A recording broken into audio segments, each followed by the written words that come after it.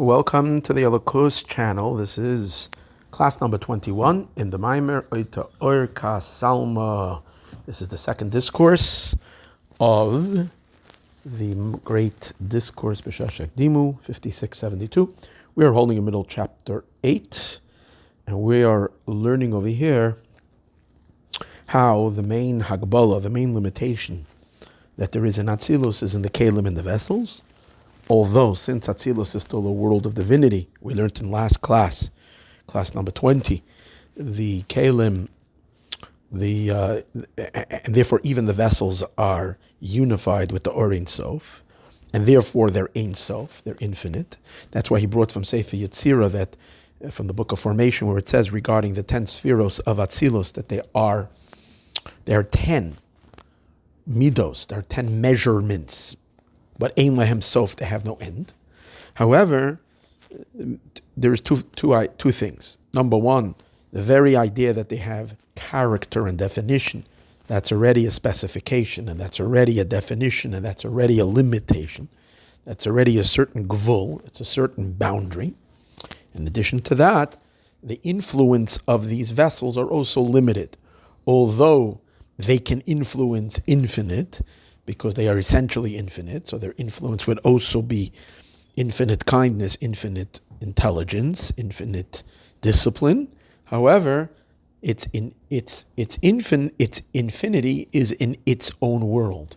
But once it steps out of its world, moves into the next world, through a process of filtration, the filters are able to limit it, and that's because there is a lack of infinite potency in the light. The light is sort of something, the energy could be controlled. And since it could be controlled, is a sign that it has a limitation.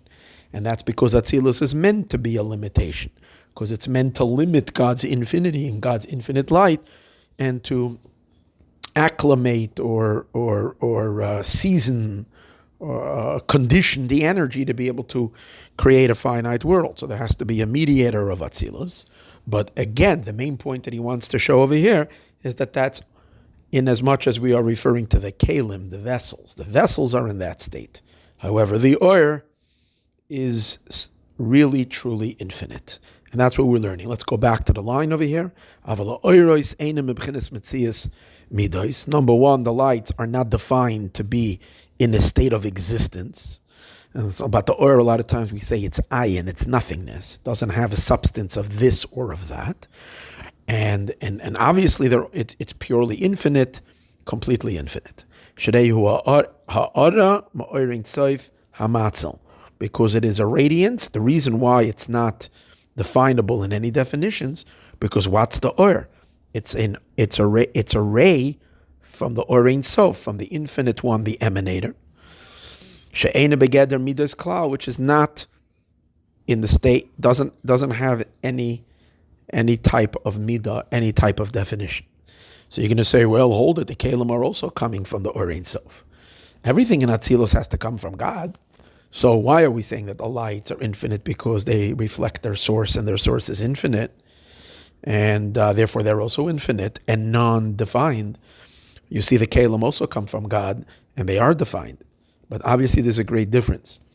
Or means a light, which means a reflection. It's revelation of the source. Since it comes about through revelation, whatever the source is carried over into the ray. Because that's the whole business of the ray, to reveal the source. A ray of light is to reveal the source. And therefore there's a rule that the ray is always similar to the source. But Kalim are not revelation of the source.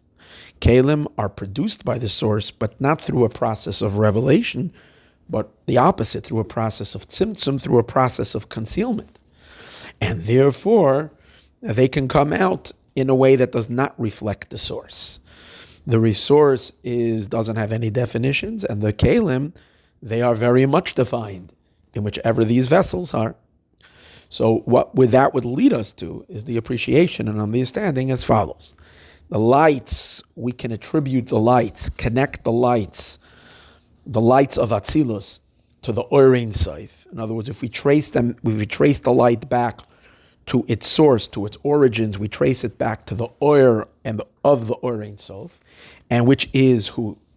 What are we calling him? Or Ein Sof. He has no limit.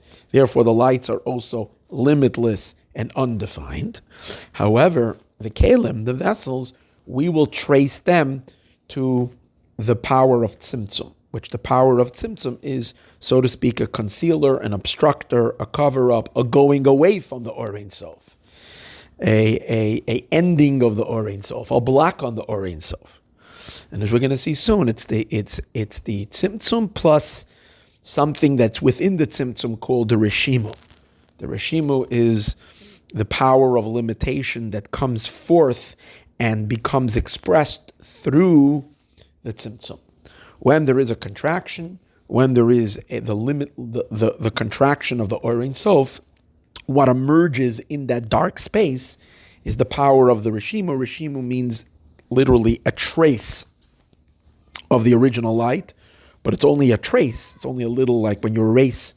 Imagine you're having a paper and you erase it. So when you lift the paper up into the light, you can see light tracings of what was there. In the same way, there is a little bit left over, so to speak, of the Or. But since it's only a little bit, it's already a source for limitations. Whatever that would mean, traces of infinity. But since it's only traces of infinity, what it really means it's revealing the hidden power of limitation that there is in the Ein Sof. Remember we spoke 3 classes ago, we spoke about the Avodas HaKodesh, who says that since God is utterly perfect, the Or Ein Sof has to contain within itself the power to be infinite, because that's part of his perfection, that he's not limited. But included in that non-limitation is that he's also not relegated, he's not stuck in being infinite. And therefore he can limit himself. But when that power to limit himself is still within the infinite light, you can't see the limitation of it, because it's all that it is the limitlessness. That's the only thing that you're feeling, is the limitlessness, including, you might say, included and absorbed within the limitlessness. As part of the limitlessness is also the ability to limit. But that's not seen as a thing for itself, so you don't see and you don't hear the limitations. So when Hashem does the tzimtzum, the contraction, and he hides the limitlessness of the light, and really pulls away the entire light, so it's not shining, then you can smell and see and feel the taste, the notes of the limited possibilities that there is in the Or Ein Sof. Now it becomes noticeable. Before it wasn't noticeable at all. And from these limited powers, soon we're going to see that these are the Rishimu, the trace that's left over, is like the emergence of letters. Letters, I mean like letters of the alphabet. Letters come forth, and let's. And Rishimu is a very deep subject. Like everything we're learning is deep, and but I'm just going to touch upon it just now that we get a little bit of a sense. Again, what's the point over here? We want to find the source of the kalim, of the vessels. Full-fledged limitation and boundaries first appear in the world of Atzilus in the form of the vessels, which are defined as particular powers of God. So that means it's already limited, and even its influence will be also limited in the next world, like we spoke earlier. So since everything comes from Hashem, we have to obviously find what gives birth to these limiting powers. So what gives birth to them, we're saying, is attributed to the tzimtzum. That's the main idea we're going to learn in this class and the next class, and maybe the next class after that, that the main birth of the limitation comes from the tzimtzum together with the Rishimu. So therefore, I want to give you a little bit information on the Rishimu. What's Rishimu? So we're saying Rishimu is the trace of leftover light that goes after you erase the light. What is that? We're describing that's the power of Gevul, the power of God's limiting ability that was once included and part of the limitlessness of Hashem. So one of the things it says about the Rishimu is that's called Oisi Oisa Rishimu. It's letters of Rishimu. So what does that mean? So we can understand that whenever you're searching and to understand and to conceive a concept, an idea, and the way an emergence of a new idea comes about is through the lights turn on in your head. It's an epiphany. It's called Barak HaMavrik. It's suddenly a flash that fills your entire being with brightness. That's the flash of intelligence. Very bright. You hear a concept. You suddenly have a whole, an illumination, literally an illumination. What's been troubling you in this particular case, and trying to figure this thing out for a long time, it could be for an hour, it can be for a day, it can be for a week, it can be a month, it can be years. Imagine someone is trying to crack a scientific, phenomenon that why something is acting in a certain way, which doesn't make any sense to them. For years, they're examining, and they're hitting a dead end. They have no explanation. And suddenly, one day, after they're so frustrated, boom, a thought comes into their head that suddenly changes everything. So imagine as that brilliant light comes forth for the first time in their head, the person doesn't sense, the scientist, the scholar, the genius, he doesn't sense any words. There are no words there. It's just brilliant. But really there are words, because every concept emerges together with the words, with the containers. There are letters there, there are alphabets there, but those letters are so hidden inside the idea that it isn't even noticed at all. And it's only when the brightness of the sharpness and the intensity of the light dims a little bit, in other words, when that first emergence of the powerful illumination gets a little dimmer, and there's a reason why that happens, that's when you can start hearing words inside your mind. You can start seeing the limiting powers. The words are what are giving definition to it. The letters emerge and become more noticed. And a lot of times in Hasidus it says that in Chachma you don't feel words, but in Bina you do, because Bina, the light, has been reduced tremendously. And over here you can sense words much more. But even Chachma you can sense words, but only when the Chachma gets a little bit dimmer. So this is a concept, as you see, Oisi of Rishimu. So the Kalim that are later going to be in Atzilus, their root is going to be, we're going to trace them into the effects, the Oisias of Rishimu, these letters of the Rishimu, but these letters of the Rishimu could not be found before the Tzimtzum. We said earlier, only the dimming of the light allows it. And when you're talking about an infinite light, it has to be completely dimmed. The bright infinity of God's light didn't allow us to hear any letters whatsoever, any words at all. It's only when that light became dimmed by the Tzimtzum Arishon, by the first Tzimtzum, that's when we started noticing the letters of the Ein Sof, the words of the Ein Sof, the words of imagine the idea of the Ein Sof. But no more the bright light of the Ein Sof. The Or Ein Sof is gone, but the words are left over. There is a memory, there is a description of some Ein Sof, whatever, and that's later going to become the source of the Kalim. So now let's read it inside. As it is known. So again, I just gave you a synopsis of this entire piece going further, but he's going to take a while till he gets there. So I might read a couple of lines and then skip over. So to conclude, so before we get into the real nitty gritty, so you come out with a more comprehensive understanding, it'll be easier on the mind. It is known, the root of the lights, and makav, they come from the line. What does that mean? Remember, from the thread. That means like this. You can ask a question. We're saying that the lights, they're traced to the Or Ein Sof. The lights of Atzilus, the light that flows in Chachma, in the first attribute of wisdom, and the light that flows in Bina, where their source are from, the reason why they're simple and undefined is they come from the infinite. But hold it, didn't the Tzimtzum, the contraction, cut off the infinite completely? What's the whole idea of Tzimtzum Arishon? Tzimtzum Arishon, the first symptom, the first contraction, completely blocked out the original light. So if that's the case, how are we then claiming that many generations later or many levels later in Atzilus, suddenly we have lights that are a continuation of the Or Ein Sof that's before the Tzimtzum? The answer is, let's not forget, what's the order that the Kabbalists talk about?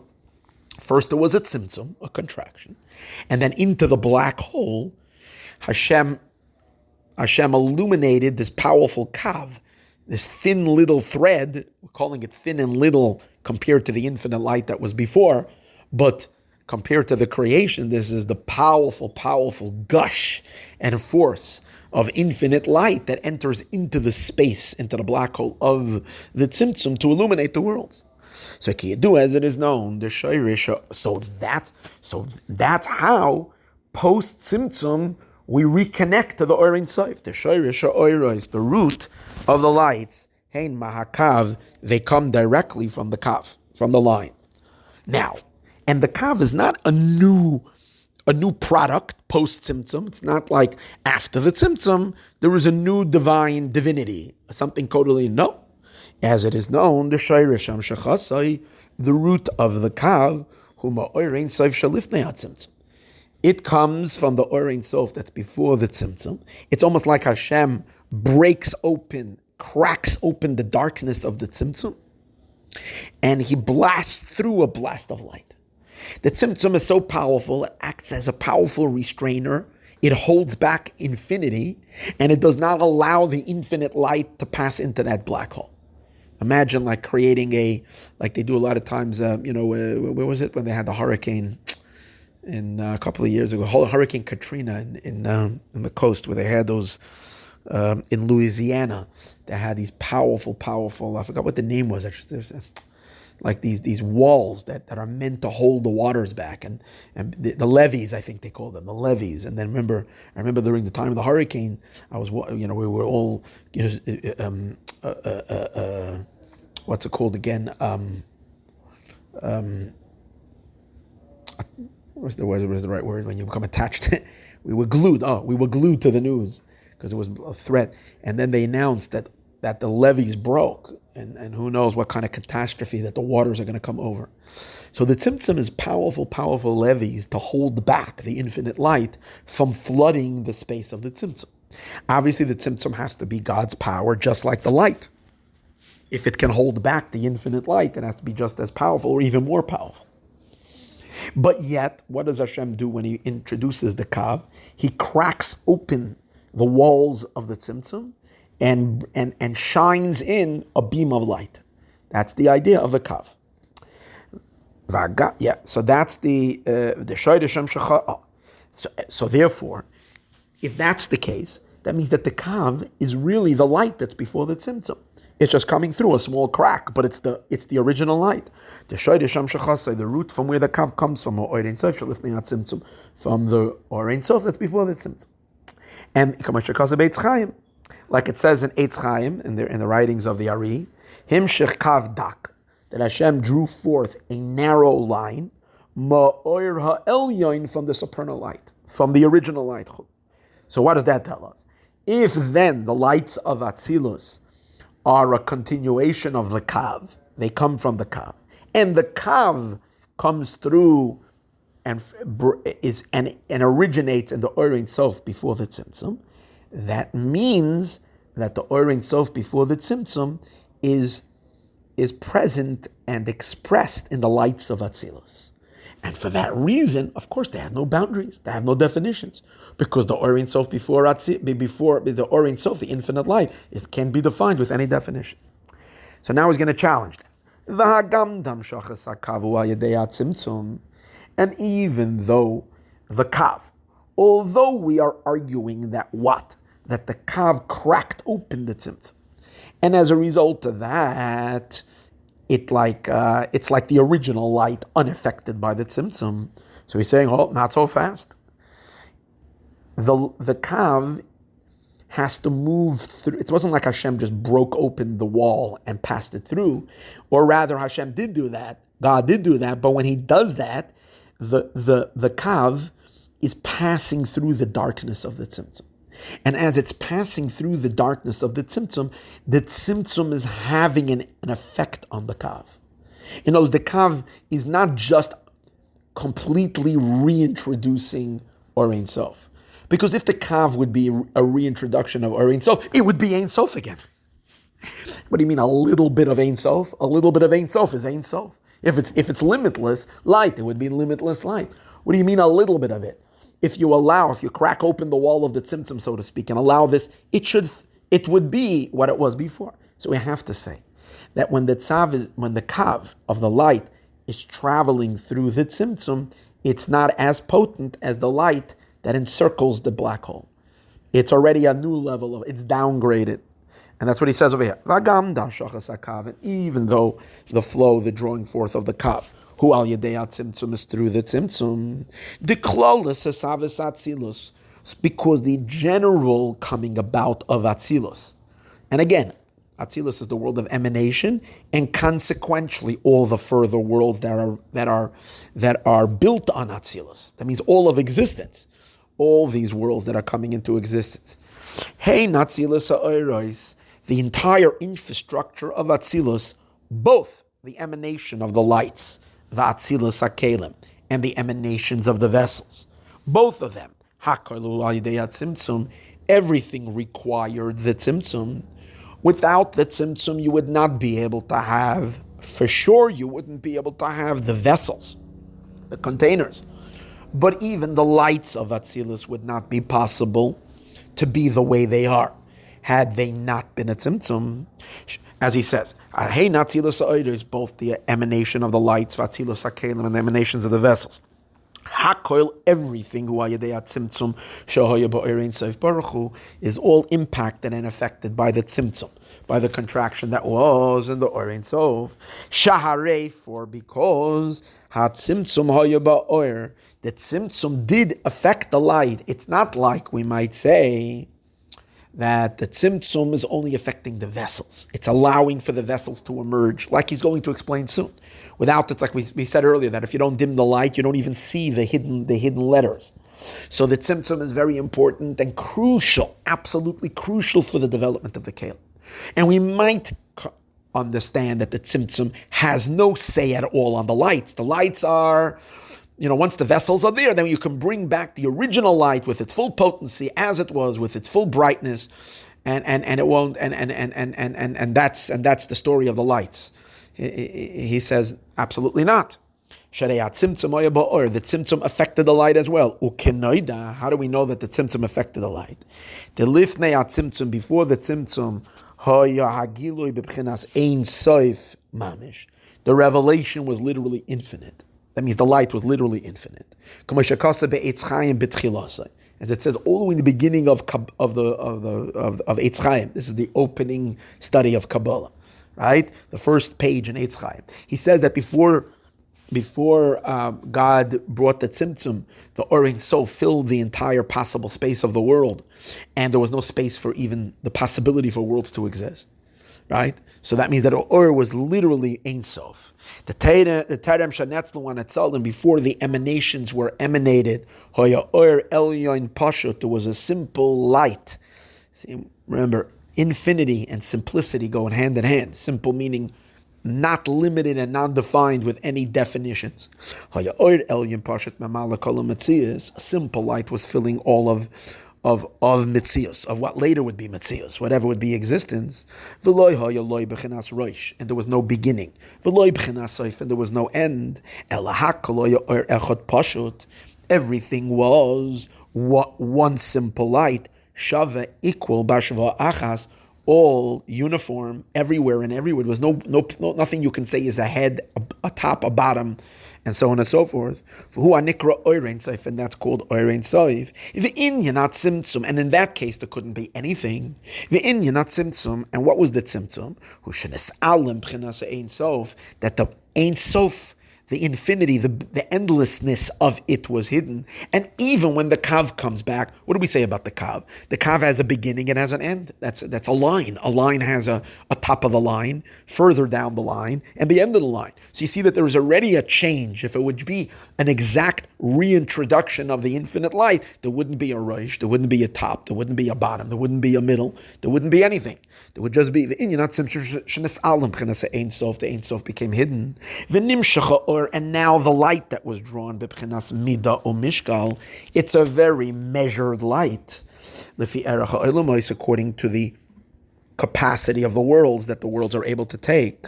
So what are we seeing from here? That the tzimtzum did affect not just the kalim, but also the kav, which later the kav is the source of the lights of Atzilus. So if that's the case, we might then be able to. So our whole argument that we're trying to argue, what's the whole argument we're making?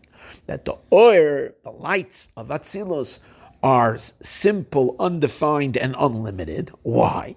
Because they are a product, they are a continuation, they are a ray of the kav. And the kav is a continuation of the Or Ein Sof. And therefore, we're now applying the simplicity and the non-definedness of the Or Ein Sof to the lights of Atzilus. But since we've just established that the tzimtzum does affect the light and have made that the kav should be a completely new type of light, in the sense that that it is already limited. So then there goes our argument. So we've now disconnected, chas v'shalom, God forbid, the lights from its original source. Makal makayim, and he says, yes, to a certain degree that's true. The lights as well needed to be dimmed and weakened. Makal makayim. However, ikarat tzimtzum, the primary role of the tzimtzum, of the contraction, was not for the sake of the lights, although they too were impacted necessarily in this process, but that's not the primary function of the tzimtzum. The main tzimtzum b'shvil l'savos hakelim was primarily in order to bring about the possibility of the making of the vessels. As I stated also in Eitz Chaim, Bishar Aleph, in the first portal of Eitz Chaim, Soif Anaf Nun Gimel, in the end of branch 53. Eitz Chaim has a portal, and inside he has branches. So in branch 53, in the end of the first portal, there he explains this. That Tzoyrech HaTzimtzum, the primary need for the Tzimtzum, who kedei laso is Pchenas HaKelim, is in order to be able to bring forth the vessels. Why? Ki ayidei Tzimtzum Orim Miyutoi, because through the contraction of the light and its diminishment, Yafshafsharis Elakeli, it's possible for the vessel, lehisavois, to come into existence, ulehizgalois, and to be revealed. Because when the light is very bright, there is no possibility for the emergence of the vessels. Similar to what we were talking earlier. We were talking earlier that the letters of the Rishimu, the letters were not noticed, even though now he's not talking about the Rishimu yet. He's talking about just Kalim, the vessels, which are later. Kalim are far more vessel-y and far more limiting than the letters of the Rishimu. The letters of Rishimu are expressions of Or Ein Sof.